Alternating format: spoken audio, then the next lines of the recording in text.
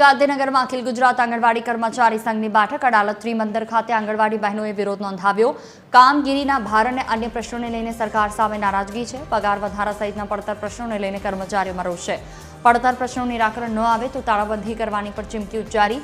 માંગણીઓ ન સંતોષાય તો આંદોલન કરવાની સંઘની ચીમકી છે। સરકાર સામે આંગણવાડી કર્મચારીઓનું આંદોલનનું એલાન।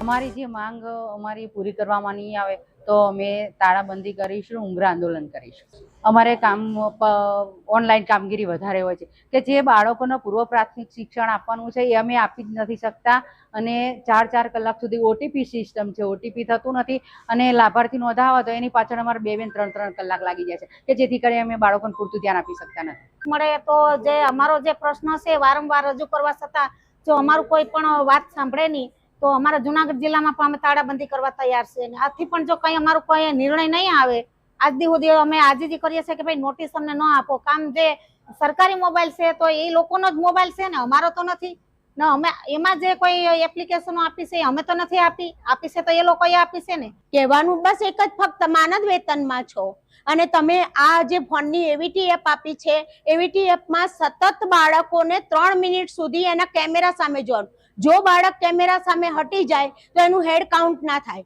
હેડ કાઉન્ટ ના થાય યા અગર કોઈ એરર આવી જાય એપ્લિકેશનની અંદર તો પણ જો એ એવીટી એપ ના કરે તો એ બાળકોને એ લોકો અમને એ નોટિસ ફટકારે, અમારો પગાર કાપે, આંગણવાડી બંધ થઈ જશે, આવી સતત ધમકીઓ અમને ઉપરથી મળતી રહે છે।